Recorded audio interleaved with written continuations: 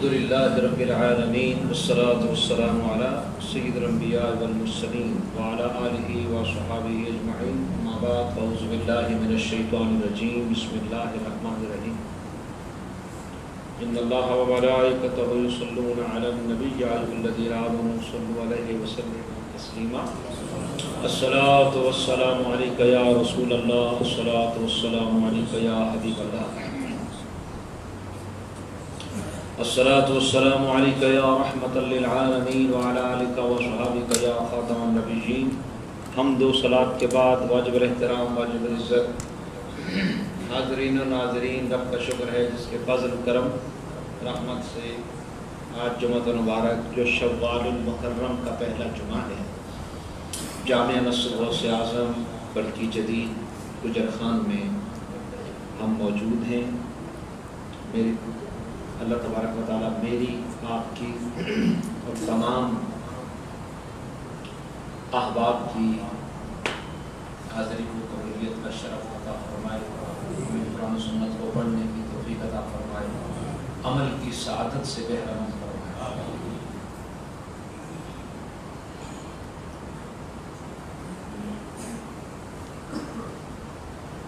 مومن کا معنی ہے ماننے والا، ایمان لانے والا، تسلیم کرنے والا، قبول کرنے والا، جھکنے والا.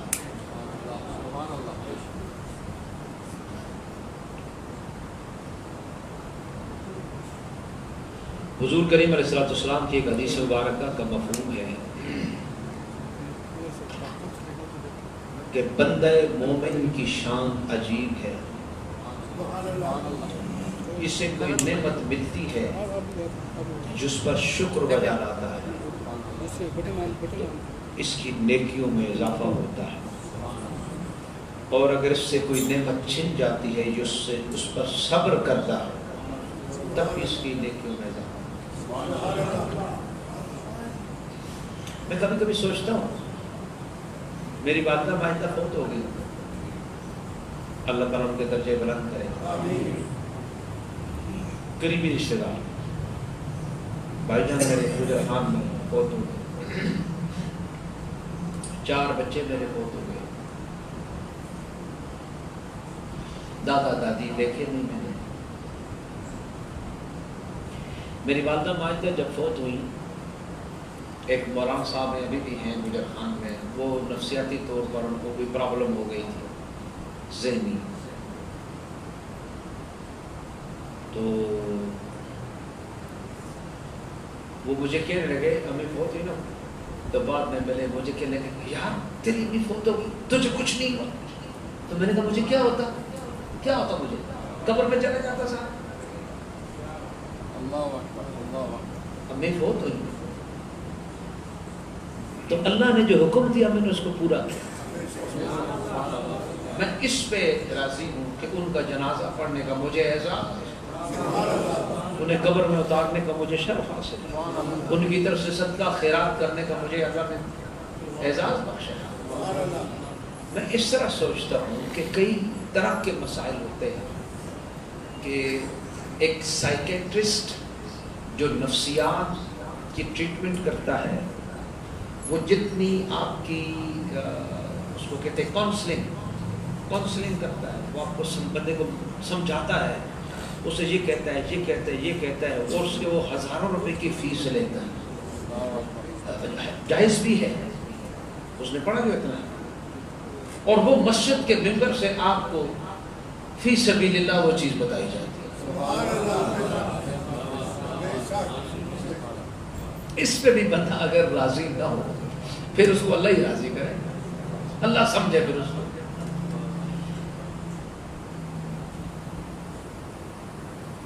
بندہ مومن کی شان عجیب ہے، جسے نعمت ملے یہ شکر بجا لائے تب اس کی نیکیوں میں اضافہ، اس سے نعمت چھن جائے یہ صبر کرے تب اس کی نیکیوں میں اضافہ.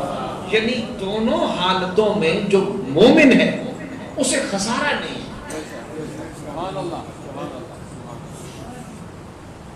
میرا خیال یہ ہے کہ ہمارے گھر والوں سمیت سب کو کام کاج چھوڑ کے میں تسلی کے ساتھ علامہ سجاد ساجد کا یہ خطاب سننا چاہیے. مجھ مسکین.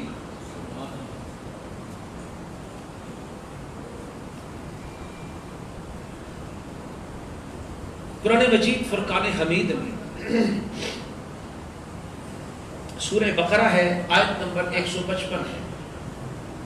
اللہ نے فرمایا وَلَنَبْلُوَنَّكُمْ بِشَيْءٍ مِّنَ الْخَوْفِ وَالْجُوعِ وَنَقْصٍ مِّنَ الْأَمْوَالِ وَالْأَنفُسِ وَالثَّمَرَاتِ. یہ 5 چیزیں. اس پہ ذرا غور فرمائیں. اس کا سادہ ترجمہ یہ ہے کہ ہم تمہیں آزمائیں گے. درست ہے، لیکن اس سے اچھا ہو سکتا ہے. اس سے اچھا کیا ہے؟ اللہ کرے آپ کو سادہ یاد رہے. سادہ یہ ہے ہم تمہیں آزمائیں گے. اچھا یہ ہے ہم تمہیں ضرور آزمائیں گے. اس سے اچھا یہ ہے ہم تمہیں ضرور ضرور آزمائیں گے. اور یہ نہیں کہ ہم اپنی طرف سے اس کو بہتر کریں، نہیں. وَلَنَبْلُوَنَّكُمْ لَنَبْلُوَنَّكُمْ لام تاکید کا، آگے نون ثقیلہ ہے. اس کے اندر 2 تاکیدیں عربی گرامر میں. لَنَفْعَلَنَّ میں اس کو ضرور ضرور کروں گا. وَلَنَبْلُوَنَّ اور ضرور ضرور ہم آزمائیں گے. کم تمہیں، یعنی اللہ فرماتے ہیں کہ ایسے نہیں ہو سکتا کہ تمہیں ہم آزمائیں گے، ضرور ضرور آزمائیں گے. اور آگے جو دیکھیں یہ ہے عربی کی فصاحت اور بلاغت. جب اللہ آزمائے تو بندے کی جرأت ہے کہ اس کے امتحان کے سامنے کھڑا ہو سکے. مشکل ہے. اس نے پھر آگے تسلی کا اشارہ دیا، فرمایا وَلَنَبْلُوَنَّكُمْ بِشَيْءٍ، تھوڑا سا. پھر بندہ کہتے چلو جی تھوڑا سا، اتنا تو ہم کر ہی لیں گے. وَلَنَبْلُوَنَّكُمْ بِشَيْءٍ تھوڑا سا ضرور ضرور آزمائیں گے. کچھ تھوڑی سی چیز سے، کیا؟ من الخوف، تھوڑے سے خوف سے، والجوع تھوڑی سی بھوک سے، وَنَقْصٍ مِّنَ الْأَمْوَالِ تھوڑے سے مال کے نقصان سے، وَالْأَنفُسِ تھوڑا سا جانوں کے نقصان سے، وَالثَّمَرَاتِ تھوڑا سا پھلوں کے نقصان سے. تھوڑا ان 5 چیزوں میں ضرور آزمائیں گے. وَبَشِّرِ الصَّابِرِينَ اے حبیب جو ان آزمائشوں پر پورا اترے، صبر کرے. فرمایا پھر بشارت میرے سونیاں آپ اپنی زبان سے ان کو دیں. ذرا اور سمجھنا. ایک تو بشارت ہے نا بھئی آپ کو خوشخبری ہو، آپ کو جنت مل گئی، آپ کی بخشش ہو گئی، آپ کو فلانا مل گیا. سونے کا مسکرا کے دیکھنا بھی بڑی بات ہے. نعرہ تکبیر، نعرہ رسالت، نعرہ حیدری. فاضل بریلوی اس لیے میں کہتا ہوں جو اپنے ناتخوان میرے دوست ہیں ان کو میں کہتا ہوں، باقی ساری دنیا لگی جس کا مرضی پڑھو، لیکن جو پھر ہمیں اچھے لگتے ہیں پھر ہم ان کو اچھی بات کرتے ہیں، اور جو ہمیں اچھی لگتی ہے ہو سکتے ہیں ان کو اچھی نہ لگے. کہ فاضل بریلوی کا کوئی شعر پڑھا اس کے پیچھے یا قرآن یا آیت یا حدیث یا کوئی دلیل کچھ نہ کچھ بات. ابھی یہ شعر سنے ذرا. باقی چلو ٹھیک ہے مصرے لوگ جوڑتے ہیں لیکن وہ نہیں ہے. جس کی تسکین سے روتے ہوئے ہنس پڑے، جس کی تسکین سے روتے ہوئے ہنس پڑے، اس تبسم کی عادت پہ لاکھوں سال.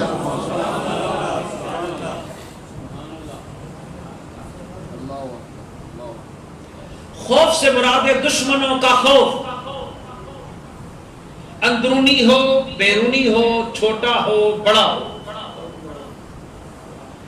روڈ چلتے ہوئے خدا نخواستہ گاڑی کا ٹائر بلاسٹ ہوگا، اوہ اللہ پتہ نہیں کیا ہو، خوف. گنڈی کسی نے بجا دی، اللہ خیر کرے، پتہ نہیں کیا ہو، خوف. کچھ خوف، کچھ بھوک. فرماتے ہیں اس سے مراد ہے قحط.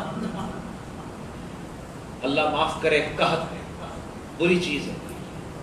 انسان کا گوشت کھانے پہ مجبور ہو. 7 سال آپ سن چکے حضرت یوسف علیہ السلام کے زمانے میں کہا ہوا مالوں کے نقصان سے. اس زمانے میں جو مال ہوتا تھا اور قیامت تک رب نے مال کہا. اس زمانے میں مویشی، جانور، بکریاں، گائے، اونٹ، گھوڑے، مالوں کے نقصان. حادثاتی طور پر فصلوں کا تباہ ہو جانا، فلٹ آ گیا، اینڈ پہ گئی، جالا باری ہو گئی، کیا نہیں بولتے، جالا باری ہو گئی، طوفان آ گیا، پکی پکائی فصل پارا کر دی، گاڑیاں ٹکرا گئی، روپیہ پیسہ لٹ گیا. میں نہیں تشریح کر رہا ہوں، علامہ غلام رسول سعیدی، یہ ہے تبیان القرآن جلد 2 صفحہ 605، جلد 1 سورت 2 صفحہ 605. روپے پیسے کا لٹ جانا بھی اس میں شامل ہے، وہ بھی چونکہ مال ہے. جانوں کے نقصان سے مراد ہے دوست رشتہ داروں کی موت، اور ثمرات کے نقصان سے مراد ہے اولاد. اس کو بھی ثمر کہتے ہیں، پھل کہتے ہیں. حضرت ابو موسیٰ اشعری رضی اللہ تعالیٰ عنہ، جب بھی صحابی کا نام آئے کھلے آواز کے ساتھ رضی اللہ تعالیٰ عنہ کہیں گے تو آپ کو برکت نصیب.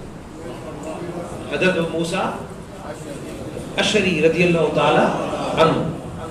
اب آگے جہاں جہاں نام آئے گا، جس کا بھی صحابی کا تو کھلی آواز سے کہیں، حضور کا نام آئے تو کھلی آواز سے صلی اللہ علیہ وسلم کے.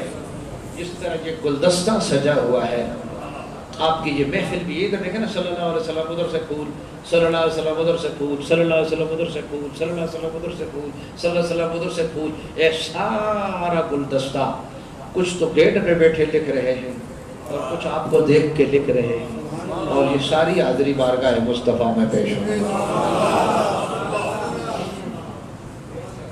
حضرت ابو موسیٰ اشعری رضی اللہ تعالیٰ عنہ بیان کرتے ہیں کہ جب کسی بندے کا بچہ مر جاتا ہے تو اللہ تعالیٰ اپنے فرشتوں سے فرماتے ہیں تم نے میرے بندے کے بچے کی روح قبض کر لی؟ وہ کہتے ہیں ہاں. اللہ تعالیٰ فرماتے ہیں تم نے میرے بندے کے دل کا ثمرہ، چین قبضہ کر لیا؟ وہ کہتے ہیں ہاں. اللہ فرماتے ہیں میرے بندے نے کیا کہا؟ وہ کہتے ہیں کہ تیری حمد کی. اس نے کہا الحمدللہ. اور انا للہ و انا الیہ راجعون پڑھا. اللہ تعالیٰ فرماتے ہیں میرے بندے کے لیے جنت میں ایک گھر بنا دو اور اس کا نام رکھو بیت الحمد. میں اس کا ترجمہ کروں، حمد پیلس. حمد پیلس. آپ نے تو یہ ماسٹر کی ٹائل لگائی ہوگی، وہ رب نے اپنی تخلیق کی چیز لگائی ہوگی.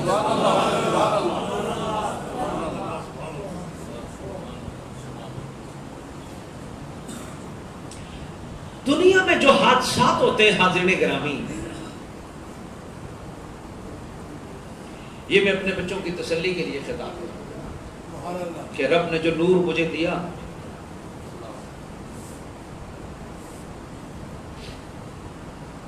اس کی برکت تاکہ سب کو نصیب ہو. جو حادثات ہوتے ہیں،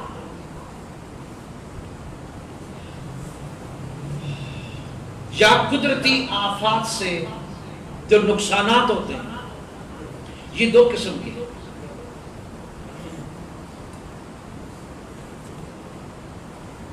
ایک قسم وہ ہے جو اللہ کی طرف سے آزمائش ہوتی ہے. دوسری قسم مکافات عمل اور کفارہ ذنوب ہے. مکافات عمل مشکل لفظ نہیں ہے، یعنی عمل کا رد عمل. کفارہ ذنوب کا مطلب ہے گناہوں کا کفارہ. ایک چھوٹی سی بات پرانی ہے، میں کہنا چاہتا ہوں. 2005 اکتوبر میں جب زلزلہ ہوا، میں یہاں نہیں تھا آپ کی مسجد میں، میں بی بی زینب مسجد میں جمع پڑھا تھا 2005 میں یہاں نومبر 2006 میں آیا۔ اوورآل آپ کو یاد آ جائے گی بات، اوورآل پاکستان میں ہر خطیب اور مولانا صاحب ایک ہی رٹ تھی، ایک گناہ کا کفارہ، ایک گناہ کا عذاب ہے زلزلہ، یہ گناہوں کی وجہ سے، یہ گناہوں کی وجہ سے۔ ایسے ہی تھا کہ نہیں تھا؟ اس مسکین کا اوپینین سب سے ڈیفرنٹ تھا اس وقت، اور چند اور لوگ تھے جن کا میرا اوپینین جو رائے ہے وہ ملتی تھی۔ میں اس کی مثال دیتا ہوں، سب کہتے ہیں گناہ کا سزا ہے، تو میں نے اس وقت یہ عرض کی تھی کہ گناہوں کی سزا اس کو نہیں ملتی۔ اگر یہ زلزلہ آنا تھا تو ہیرا منڈی لاہور میں آتا، یہ کراچی کلب پب میں آتا، وہ بالا کوٹ کے سادے لوگوں پر، جہاں خواتین بھی اشراق کی نماز نہیں چھوڑتی۔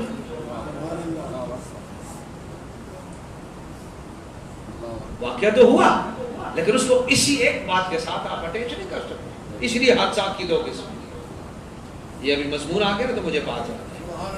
ایسے میں آپ کو ایک شعر سنا دیتا ہوں اچانک، بڑا مزیدار ہے، چونکہ لٹریچر میں اپنے بچوں کو بھی کہتا ہوں لٹریچر پڑھو، اس میں دیکھیں اتنی تلخ بات بھی کتنی خوبصورتی سے ادا ہو جاتی ہے۔ لٹریچر ایسی خوبصورت چیز ہے، آپ مشکل سے مشکل بات کو سادے لفظوں میں بتا دیں۔ شاعری ہوتے ہیں، شمع کی روشنی میں وہ کتب بینی کر رہے تھے، پڑھ رہے تھے رات کو، شمع موم بتی، ایک پروانہ آیا اور پروانہ آ کے اس نے 1-2 دفعہ اس شمع کے چکر کاٹے، موم بتی کے شمع کے چکر کاٹے، اس کے بعد اس زور سے اس کی لو سے ٹکرایا کہ شمع گل ہو گئی، ہوئی شمع گل اور نہ ڈوبے ستارے کے نا۔ تو شمع جب گل ہوئی نا تو یہ پڑھ رہا تھا تو اندھیرا ہو گیا، شاعری ہے اس کا اسی وقت دماغ تو چل رہا ہے، اس نے قلم لکھا اور اندھیرے نے ایک شعر لکھا، شاید آپ تک میری بات پہنچے۔ وہ کہتا ہے الہی آگ ہی لگ جائے اس جذبے محبت کو، جلے کوئی مرے کوئی اندھیرا میری محفل۔ گناہ اٹھے ہوئے تو سزا اٹھے ہوئے، ایسا نہیں ہوتا، ایسی اندھیر نگری نہیں ہوتی۔ گناہ کی سزا ہے، لیکن صرف ایک سزا ہی ہے نہیں، دوسرا پینلٹی تو ہے۔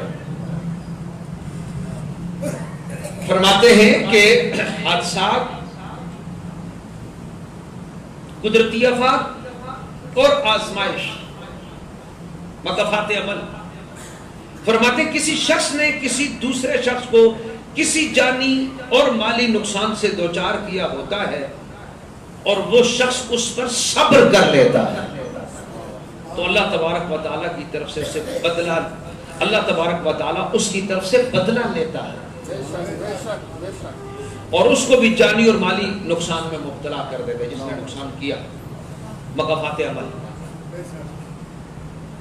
اور بعض اوقات یہ جانی اور مالی نقصان آدمی کے گناہوں کا کفارہ بن جاتا ہے اور اس کے گناہوں میں یا تو تخفیف ہو جاتی ہے یا بخش دیے جاتے ہیں۔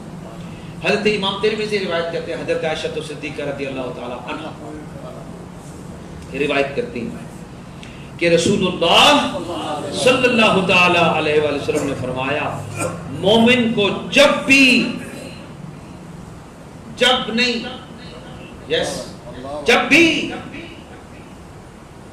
کانٹا چبھتا ہے، مومن کو جب بھی کانٹا چبھنے کی یا اس سے بھی کوئی کم تکلیف پہنچتی ہے تو اللہ تبارک و تعالیٰ اس کا ایک درجہ بلند کرتا ہے اور اس کا ایک گناہ مٹا دیتا ہے۔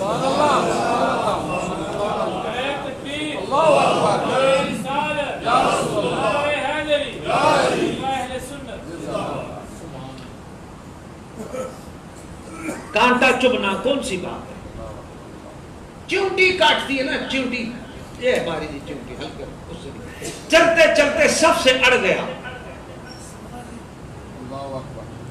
میٹ پہ پیر رکھا سلپ ہو، جوتی پہ پیر رکھنا چاہتا تھا، پاؤں جوتی سے سلپ ہو کے زمین پہ آ گیا، ہلکی سی تکلیف، موچ بھی نہیں آئی، گناہ مٹ گیا۔ گل سنو، کریمی ہے کہ نہیں؟ ایک شخص کا ذکر کروں، حاجی اسلم مدنی، ہم میں سے اکثر یہاں آبا گجر خان کے جانتے ہوں گے، حج عمرہ جنہوں نے کیا، وہ بندہ ڈھونڈتے تھے کہ کوئی گجر خانی بندہ میں نہیں لمبے، کسی کو روٹی کھلانی، کسی کو چائے پلانی۔ 9 نمبر پارکنگ کے پاس، یہ 22 نمبر جو گیٹ ہے اس کے پاس، ترماس لے کے 2-4 چھوٹی سی سکوٹری ہوتی تھی، وہ لے کے آ جاتے تھے، مغرب سے شتک لوگ بیٹھتے تھے، وہ چائے وغیرہ پلاتے، جو خاص لوگ ہوتے گھر لے جاتے ان کو کھانا کھلاتے۔ حاجی انور موجود ہیں، دیگر احباب بھی ان کو جانتے ہوں گے۔ ذرا غور فرمانا، میں نے ایک دفعہ ان کو حدیث سنائی، انہوں نے رونا شروع کر دیا۔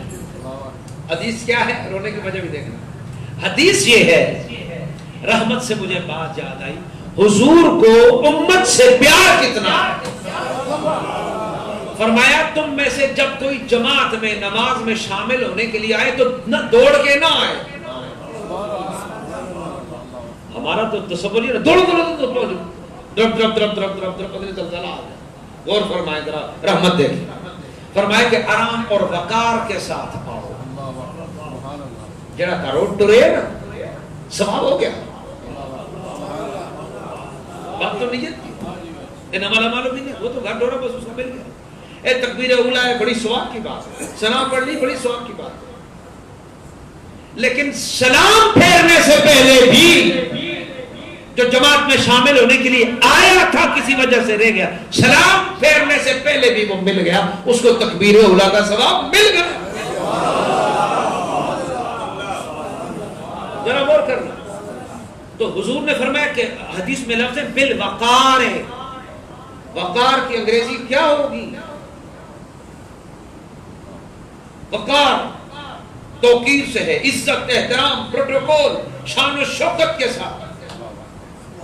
وہ جب نماز کے لیے آئے تو شان و شوکت کے ساتھ، بڑے بڑے آرام سکون سے آ کے شامل ہو، جتنی چلی گئی اس کو بعد میں، جتنی ہے اس کو قبول کرے، پالے، جو نکل گئی ہے نماز اس کو بعد میں وہ پوری کر لے۔ سمجھ میں آ گئی؟ میں نے یہ حدیث سنائی، انہوں نے رونا شروع۔ حاجی اسلم مدنی اللہ جنت میں درجے دے، جنت البقیع میں مدفون ہے۔ آخری دفعہ جب وہ ہمارے دوست حاجی حنیف کے گھر آئے تو رونے لگے، اس وقت وہ طبیعت ایسی تھی، کہنے لگے رحمت صاحب دعا فرماؤ کہ طبیعت میری ٹھیک نہیں تھی، میں 39 سال اس امید تے گزارے ہیں کہ میں مدینہ منورہ قبول ہو کوئی تو میں اتنے نہ مر جاؤں۔ بہرحال وہ گئے اور ادھر ہی وہ مدفون۔ جب انہوں نے رونا شروع کیا تو میں نے کہا ایسا بڑا وجود تھا، یہ حدیث سمجھنے میں آسانی ہو جائے گی نا، ساری وجود۔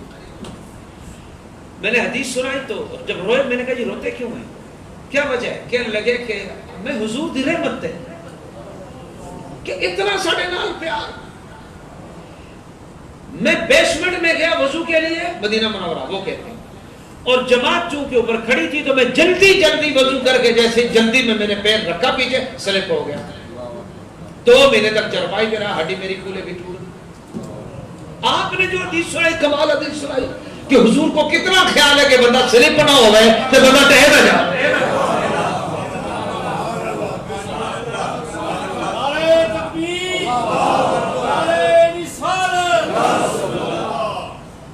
کتنا خیال ہے، ان ٹائلوں سے بھی مصطفیٰ کریم علیہ السلام ان کی چکناہٹ اور سلپ ہونے سے بھی آگاہ تھے کہ تسا ٹیلر دے زمانے دی بھی آخر کہ تسی دوڑ سو تے تسی ٹہ سو تے میں نے تکلیف۔ یہ بات سن لے میری بات، خدا کی قسم کسی اولاد کی تکلیف پر اس کے ماں باپ کو جو غم ہوتا ہے اس سے بڑھ کر مصطفیٰ کو تکلیف ہوتی۔ قرآن میں عزیز علیہ ما عنتم، تمہارا کسی بھی مشقت میں پڑنا حضور کو ناگوار گزرتا ہے. کتنا تعلق نبھا رہے ہیں.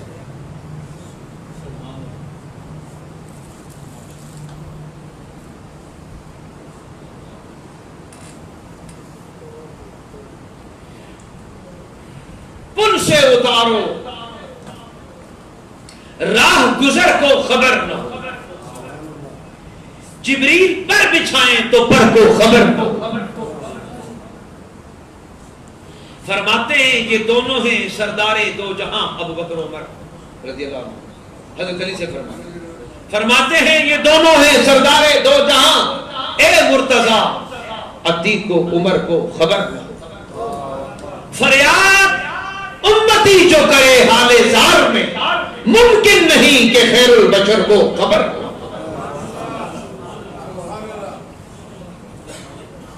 اے شوق دل، یہ سجدہ گرم کو روا نہیں، اچھا وہ سجدہ کیجئے سر کو خبر ہو. اور اس میں ایک مصرع ہے مجھے یاد ہے، گزرا کرے پسر پہ پدر کو خبر نہ ہو. بیٹے پہ گزرے باپ کو خبر نہ ہو، ایسا نہیں ہو سکتا. تو امتی پہ گزرے مصطفیٰ کو خبر نہ ہو، ایسا بھی نہیں ہو سکتا.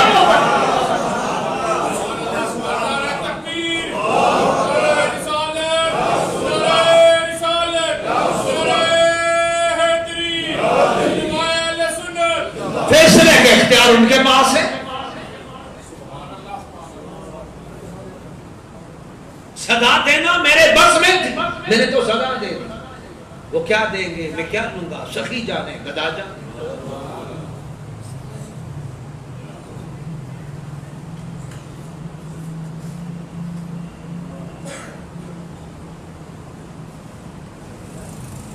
حضرت ام المومنین عائشہ صدیقہ رضی اللہ تعالی عنہ، یہ پچھلے گناہ میں نے اپنا حدیث سنائی اور یہ میں نے ابھی آپ کو سنائی ہے. فرماتی ہیں کہ حضور کریم نے فرمایا مومن کو جب بھی کانٹا چبھنے کی یا اس سے بھی کم کوئی تکلیف پہنچتی ہے تو اللہ تعالیٰ اس کا درجہ بلند کرتا ہے، اس کو گناہ مٹاتا ہے. حضرت ابو سعید خدری کہتے ہیں، آپ اندازہ کریں اس سے بڑھ کر رحمت کیا ہوگا رضی اللہ تعالی. جس نے شوال کا روزہ رکھا ہے وہ نہ بولے، جس نے نہیں رکھا ذرا کہتے ہیں رضی اللہ تعالی. اس سے کچھ بھی نہیں ہوتا لیکن اس سے بہت کچھ ہوتا. ابو سعید خدری رضی اللہ تعالیٰ عنہ کہتے ہیں کہ رسول اللہ صلی اللہ علیہ وسلم نے فرمایا مومن کو جب بھی کوئی تھکاوٹ، کنڈا چبھنا، پیلا کٹنا، خون نکلنا، پیر دی موچ آنا لمبی گل ہے، مومن کو جب بھی تھکاوٹ یا جسمانی درد لاحق ہوتا ہے یا کوئی غم پیش آتا ہے یا کوئی بیماری لگتی ہے یا کسی چیز کا اندیشہ اور خوف دامنگیر ہوتا ہے تو اللہ تبارک و تعالی اس سے اس کے گناہوں کو مٹا دیتا ہے.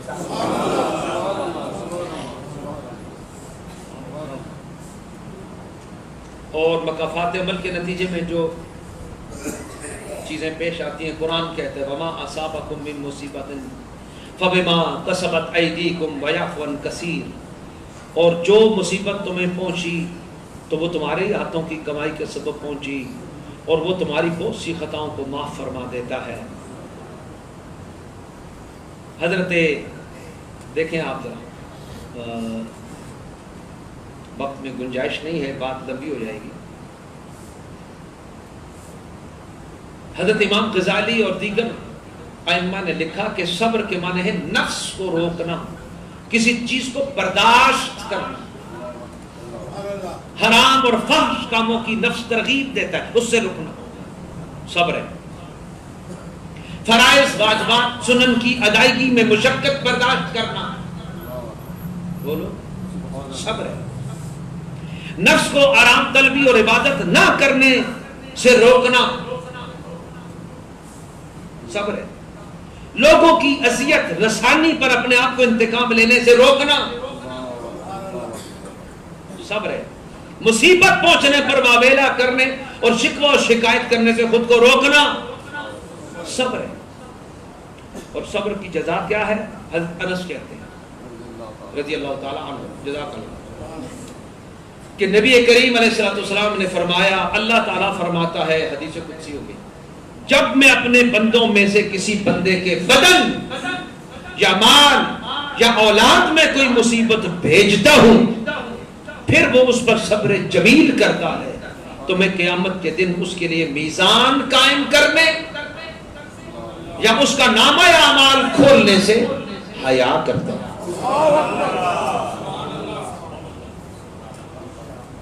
حضرت انس رضی اللہ تعالیٰ عنہ روایت کرتے ہیں کہ رسول اللہ صلی اللہ علیہ وسلم نے فرمایا، اللہ تبارک و تعالیٰ نے فرمایا، اے جبرائیل، فرشتوں کا مقام دیکھو اور انسان کا مقام دیکھو اور حضور کی امت کا مقام دیکھو، اے جبرائیل، اس شخص کی کیا جزا ہے جس کی بینائی کو میں سلب کرتا ہوں، اندھا کرتا ہوں، جس کو میں اندھا پیدا کرتا ہوں اور وہ اس پر صبر کرے، بول جبریل اس کی کیا جزا ہے؟ تو حضرت جبریل نے کہا کہ اے اللہ پاک، تو پاک ہے، ہمیں صرف اس چیز کا علم ہے جس کا تو نے ہمیں علم دیا، الا ما علمتنا، ہے نا؟ اللہ تعالیٰ فرماتا ہے اس کی جزا میرے گھر میں ہمیشہ رہنا ہے اور میرا دیدار کرنا ہے۔ حضرت ابو سعید خدری کہتے ہیں رضی اللہ تعالیٰ عنہ کہ رسول اللہ صلی اللہ علیہ وسلم نے فرمایا، اللہ تبارک و تعالیٰ فرماتا ہے جب میں اپنے بندے کو کسی مصیبت میں مبتلا کروں، مصیبت میں مبتلا کروں اور وہ اس پر صبر کرے اور اپنی عیادت کرنے والوں سے میری شکایت نہ کرے تو میں اس کے گوشت کو بہتر گوشت، اس کے خون کو بہتر خون سے بدل دیتا ہوں، اور جب اس کو صحت مند کرتا ہوں اس کا کوئی گناہ نہیں رہتا، اور اگر میں اس کو وفات دوں تو وہ میری رحمت کی طرف ہوتا ہے۔ انا للہ و انا الیہ راجعون، یہ صرف مرنے کے لیے نہیں، یہ ہر دکھ اور مصیبت کے لیے ایک نسخہ اکسیر ہے۔ حضور نے فرمایا صلی اللہ تعالیٰ علیہ وسلم، فرمایا میری امت کو ایسی چیز دی گئی جو پہلی امتوں کو نہیں دی گئی تھی، اور وہ یہ ہے بوقت مصیبت انا للہ و انا الیہ راجعون کر۔ کتنی پیاری حدیثیں سنیے گا۔ حضرت ام سلمہ حضور کی بیوی ہے، ام المومنین ہے رضی اللہ تعالیٰ عنہ۔ ام سلمہ ان کو کیوں کہتے ہیں؟ ان کا بیٹا تھا سلمہ، اس کا نام سلمہ کی سپیلنگ دو ہے، ایک ہے سلمہ سین لام میم چھوٹی یہ، اس کو یائے مکسورہ کہتے ہیں جس کے اوپر کھڑی زبر جیسے موسیٰ عیسیٰ لکھتے ہیں، ایک سلمہ وہ عورت کا نام ہے، اور یہ سلمہ دوسرا ہے سین لام میم اور ہے سلمہ، جیسے خزیمہ کتیبہ، یہ وہ سلمہ ہے۔ تو ان کے بیٹے کا نام سلمہ، ان کے شوہر کا نام تھا ابو سلمہ، کنیت ہوتی تھی نا، سلمہ کا باپ سلمہ کی ماں، بیوی تو یہ حضور کی ہے تو نام ام سلمہ ہے، حضور کے کسی بیٹے کا نام سلمہ نہیں ہے، اگر آپ کو میری بات پہنچے، لیکن ان کی کنیت مشہور تھی۔ سنیں گا کہتی ہیں کہ میں نے رسول اللہ صلی اللہ علیہ وسلم، امام مسلم کہتے ہیں حضرت ام سلمہ کہتی ہیں رضی اللہ تعالیٰ عنہا کہ میں نے رسول اللہ صلی اللہ علیہ وسلم سے یہ سنا کہ جب مسلمان پر کوئی مصیبت آئے اور وہ اللہ کے حکم کے مطابق انا للہ و انا الیہ راجعون پڑھے اور اس کو سمجھے، یہ سمجھے میں اپنی طرف سے کہہ رہا ہوں کہ ہم اللہ کے ہیں، اسی کی طرف ہم نے لوٹنا، یہ دعا پڑھے، اے اللہ اس مصیبت پر اجر عطا فرما اور مجھے اس کا بہتر بدل عطا فرما، یہ دعا ہے۔ انا للہ و انا الیہ راجعون پڑھے اور یہ دعا پڑھے، اے اللہ اس مصیبت پر اجر عطا فرما اور مجھے اس سے بہتر بدل عطا فرما، تو اللہ تعالیٰ اس کو اس سے بہتر بدل عطا فرمائے گا، یہ حضور کا ارشاد ہے۔ جب ام سلمہ حضرت ام سلمہ جب ابو سلمہ حضرت ام سلمہ کے سابقہ شوہر جب فوت ہوئے رضی اللہ تعالیٰ عنہ، وہ بھی حضور کے غلام تھے، جب فوت ہوئے تو میں نے سوچا ابو سلمہ سے بہتر اور کون ہوگا، اللہ اکبر، اللہ اکبر، کتنا اچھا شوہر تھا میرا، اس سے بہتر کون ہوگا جس کے گھر نے سب سے پہلے رسول اللہ صلی اللہ علیہ وسلم کی طرف ہجرت کی ہے۔ بہرحال میں نے چونکہ حضور سے سنا ہوا تھا تو میں نے یہ دعا پڑھی تو اس کے بدلے رب نے میرا عقد اپنے حبیب محمد مصطفیٰ سے کرا۔ اس میں جو پوائنٹ ہے وہ یہ ہے کہ اس سے بہتر بدل کا یقین ہے،